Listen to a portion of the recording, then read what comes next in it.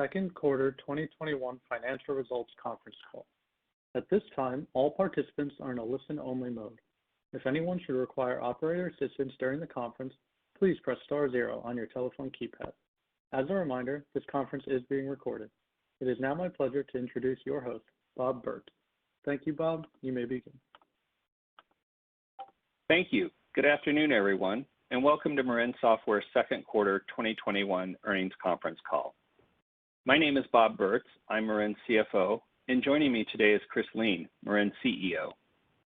By now, you should have received a copy of our earnings release, which crossed the wire a short time ago. The release can also be obtained on our website at investors.marinsoftware.com. Call participants are advised that the audio of this conference call is being recorded for playback purposes, and that the recording will be made available on the Investor Relations section of our website within a few hours. Before we begin, I'd like to note that our discussion today will include forward-looking statements within the meaning of the Securities Act of 1933 and the Securities Exchange Act of 1934. These forward-looking statements include statements about our business outlook and strategy, including the potential lingering effects of the COVID-19 global pandemic, our expectations for migrating our customers to our Marin One platform, historical results that may suggest trends for our business, our expectations about our ability to improve customer retention and new business bookings and to return to growth, our ability to manage our expenses and cash resources, the impact of investments in product and technology and any headcount increases, progress on product development efforts, product capabilities, our relationships with publishers and other parties in the digital advertising market, expectations for future economic activity and digital ad spending, and our expected Q3 and future financial results. We make these statements as of July 30th, 2021, and disclaim any duty to update them. For more information regarding these and other risks and uncertainties that could cause actual results to differ materially from those expressed or implied in these forward-looking statements, as well as risks relating to our business in general, we refer you to the section entitled Risk Factors in our most recent reports on Form 10-Q and Form 10-K, as well as our other SEC filings.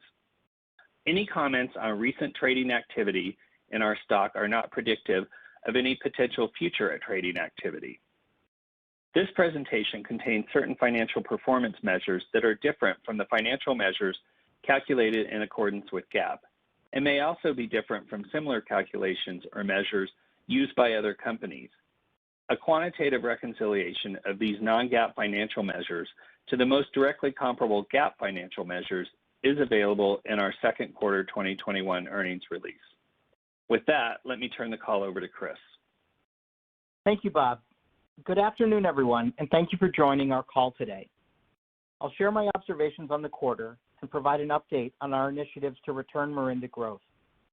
Bob will then provide additional detail on our second quarter and recent events and our outlook for the third quarter.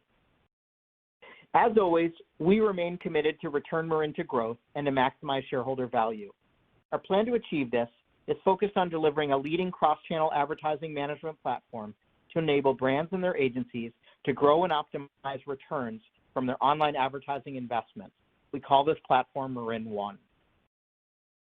As I've discussed on past calls, our efforts to return Marin to growth have taken longer than any of us would have preferred, and our revenues remain under pressure. At the same time, we continue to believe that our strategy is sound and that our initiatives will show results in the coming quarters. In addition, there are some encouraging signs present, even if not yet sufficient, to return Marin to growth. With the positive feedback that we are receiving on Marin One, we believe that we are on the right track after many quarters of investment to develop and launch our new platform. As announced in today's earnings release, Q2 revenues came in at $6.1 million, which was above the high end of our previously published guidance for Q2, but still down from Q2 in the prior year. I should note that the decline in revenue has moderated quite a bit from prior levels of year-over-year decline, which we believe is an early sign of business improvement. And our Q2 $2.8 million non-GAAP operating loss also was better than the high end of our guidance. Recent weeks have been some of the most unusual in Marin's history as a public company. Beginning June 23, 2021, for reasons that we still can't fully explain, Marin stock began to increase in price and trading volume. On that day, Marin had announced support for advertising on Instacart, the popular delivery service, but the trading activity on that day was probably attributable to more than just that announcement. We also note that there are various pending antitrust and competition lawsuits in the US, UK, and the EU that involve the major publishers that Marin interconnects with, including Google, Facebook, Amazon, and Apple. Depending upon how each of these matters is resolved, Marin could benefit if there are restrictions put on how publishers are able to support their advertising placements and publisher tools. Google also recently announced a delay for a year of its blocking of third-party advertising tracking in Chrome, the world's most popular browser, which may have led to increased investor interest in advertising technology-related companies, even though Marin is not dependent on third-party cookie-based tracking. And as I highlighted just earlier, we are receiving encouraging feedback on our Marin One platform from prospects and customers. Any one of these items, or a combination of them and other reasons, may be behind the trading activity in Marin stock. The activity also may be an outgrowth of what has happened in the past with companies such as GameStop and AMC due to investor activity on Reddit forums and other investor websites. We do not know with certainty what has been driving the activity in our stock in recent weeks, but we do welcome the increased interest in Marin's strategy and our products. As a result of this increased stock trading activity, Marin was able to raise additional equity capital. I'm pleased to share that we now have more than $50 million in cash, as we supplemented our ending second quarter cash balance of $14.4 million with net proceeds of $38.8 million from at-the-market offering activities in the past few weeks. Bob will provide additional detail in his section after my comments. With more than $50 million of cash, Marin now has more financial resources than at any time in the past several years to pursue our strategy and to support our customers.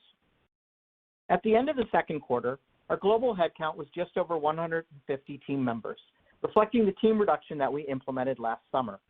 About half of our team is in technology roles, reflecting our significant investment in delivering products to drive results for leading brands and their agencies. As has been our practice, we will continue to monitor uses of cash closely, balancing investments with cost management, but we do expect headcount to grow as we increase investments in areas supporting our return to growth, including sales and marketing and technology. As we've discussed before, Marin seeks to be an ally in digital for the world's leading brands and their agencies. Customers and prospects traverse a range of channels, devices, and publishers online on their path to purchase. Marketers need a cross-channel platform to engage at all points of this customer journey. And as we have highlighted, the walled gardens of Google, Facebook, and Amazon do not play well together, leaving brands to connect the dots on their own. The rise of retail media, including newer entrants such as Instacart, Criteo Retail Media, and Citrus Ads, further fragment the advertising landscape, increasing the value of a third-party platform. Marin helps these advertisers to measure, manage, and optimize their online advertising investments, driving performance, time savings, and better business insights. Tools from the publishers understandably focus on how to enable a given advertiser to spend more money on ads from that particular publisher. Brands seek a view of their online advertising investments focused on customers and revenues, not the individual publisher silos. Marin serves as a performance layer to supplement the publisher capabilities and to provide an objective, independent measurement of advertising performance. Our focus is to add value for brands to maximize the returns from their online advertising investments across search, social, and e-commerce channels. Key to our doing this is Marin One, our next-generation cross-channel platform. We continue to upgrade more of our customers and revenue to our new platform. As of today, I'm pleased to share that 100% of our revenue is running on Marin One, up from 70% last quarter. We continue to gather feedback on Marin One as part of its rollout and adoption across Marin's customer base and to further tune the user experience. Feedback continues to be encouraging, but we also face the expected challenge of change management as longtime users need to adopt the new platform with its enhanced functionality. Even when something is better, there is inertia around change, and our account management teams are engaging with those customers to help them to make the transition to Marin One and to unlock its benefits for their advertising programs. Continuing an early trend that we saw in the prior quarter, we're seeing an upturn in both retention and new business activity due to Marin One. This is taking place across a range of industry verticals for B2C and B2B advertisers and agencies. Across the balance of this year, we will be investing more in Marin's marketing activities to bring Marin One to more brands and agencies. Marin One serves as a foundation on which all Marin innovation is based as we continue to add to its functionality and to bring marketers more tools to enjoy financial performance gains and management at scale. Core to Marin One is Marin One Analytics, which gives our customers powerful and flexible analysis capabilities using intraday data, fractional conversions, and device-level segmentation. We also provide cross-client and cross-publisher reporting to enable brands to take a business-centric or customer-centric approach to their advertising versus the publisher-centric approach of the publisher tools. This functionality also enables Marin One customers to easily compare performance across publishers as they evaluate current and future advertising investments. I mentioned on our last call that as part of Marin One's rollout, we also launched Marin One Bidding, Marin's newest machine learning-powered optimization algorithms designed to deliver better performance through improved accuracy. Advanced clustering algorithms simplify bidding setup and faster bid calculations. Our benchmarking has shown an average of 10 to 20% improved performance versus Marin's prior bidding, which already was industry leading. This technology also enables faster bid processing for intraday bids and larger accounts. In recent head-to-head bid trials versus Google's SA360 bidding, Marin has delivered better results, reinforcing Marin's positioning for performance-driven advertisers. This quarter, we integrated organic search data from Google Search Console to enable advertisers to adjust their paid search bidding based on organic results, leading to better program efficiency. Marin One Bidding also supports Google's Smart Bidding to provide more choices for our customers and for those advertisers wanting to leverage Google's AI and ML optimization capabilities. Marin customers are able to set target CPA and target return on advertising spend goals in the Marin One UI, as well as to upload third-party revenue to Google. Marin's overlay functionality supporting Google's Smart Bidding. This past quarter, we added support for Google's dynamic search ad targets, enables advertisers and their agencies to leverage these capabilities at scale versus the native offerings from Google. As part of our focus on cross-channel capabilities to mirror the online customer journey, we added support for Instacart ads to help brands connect with customers at the point of purchase on one of the largest delivery services offerings in the U.S. We also were made an official Apple Search Ads partner with a specialization in campaign management, which is important for those brands who also have an app offering. We continue to invest in LinkedIn marketing solutions and Criteo display advertising, including bidding, bulk management, and reporting. And we also are expanding our support for Criteo Retail Media, a leading network of retail partners. All of these publishers provide advertisers and agencies with more opportunities to find prospects and customers across the internet. As part of our investment in Marin One, we continue to add to our social capabilities to complement the robust functionality that Facebook provides in its tools. One area of focus is providing advertisers with enhanced budgeting functionality to complement the bidding capabilities in Facebook Ads Business Manager. And this quarter, we added performance-based budget rules to drive adjustments using daily and lifetime spend ratios. We also introduced bulk support for Facebook ad sets to enable better management at scale. In our recently debuted e-commerce module, Marin's dedicated space for brands to manage e-commerce and marketplace advertising programs, Marin enhanced our support for Amazon-sponsored brand video ads, including attributes such as image, price, title, and rating. We also added additional Amazon advertising insights, leveraging Marin's investment in AI and machine learning. And we also debuted keyword expansion and negative keywords to enhance program performance. As I mentioned on our last call, Apple deployed its iOS 14.5 update, which asks consumers to opt into tracking versus opt out, a change that has significantly curtailed app-based tracking. Marin continues to lead in our efforts to support advertisers in a world where privacy and cookie-based tracking are in flux.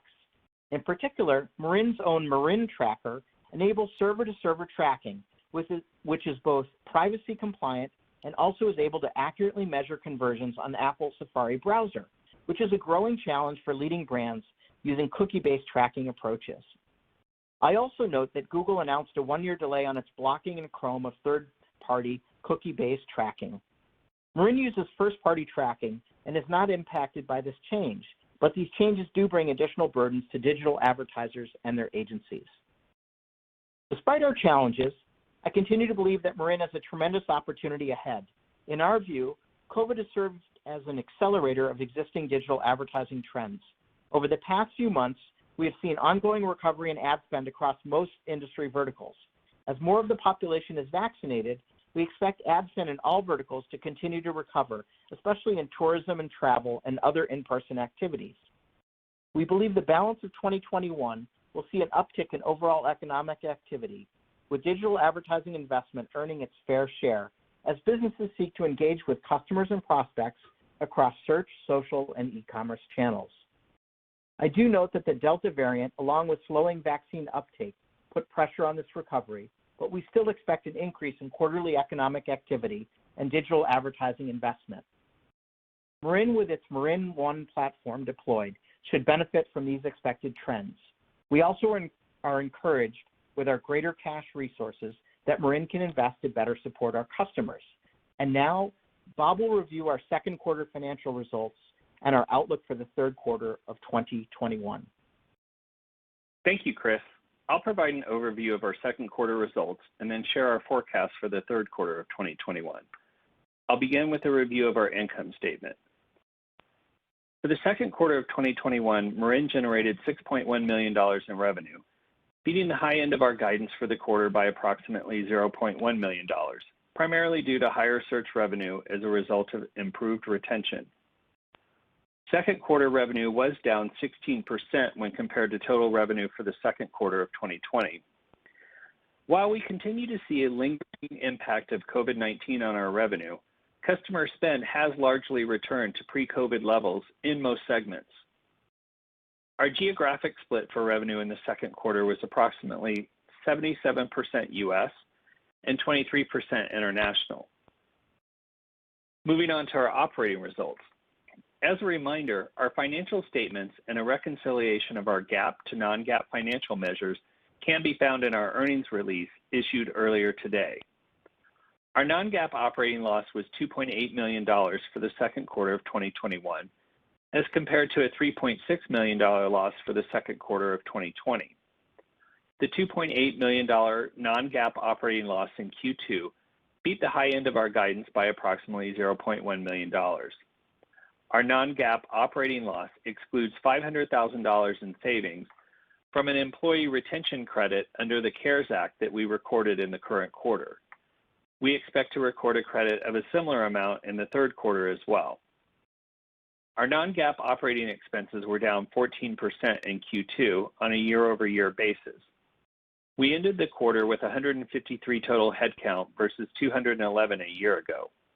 We will continue to carefully monitor our operating expense base.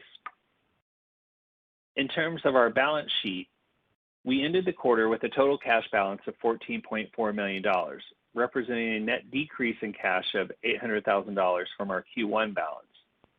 In July of 2021, we registered a new $40 million at-the-market securities offering facility. Using this facility, we have sold 4.3 million shares of our common stock in July, resulting in approximately 15.5 million shares currently outstanding, and we generated proceeds of $38.8 million net of offering cost. We now have a cash balance in excess of $50 million, which strengthens our balance sheet and enables us to make targeted investments in our product and sales and marketing teams and to execute on our return to growth strategy. Moving on to our outlook for the third quarter. For Q3 2021, we expect revenues to be in the range of $5.5 to $6 million, and our non-GAAP operating loss is expected to be in the range of $3.3 to $2.8 million. Our guidance excludes the estimated $500,000 in savings from the employee retention credit expected for the third quarter. This concludes our call for today. Thank you for your time, and we look forward to updating you again during our Q3 2021 earnings call. This concludes today's conference. You may disconnect your lines at this time. Thank you for your participation.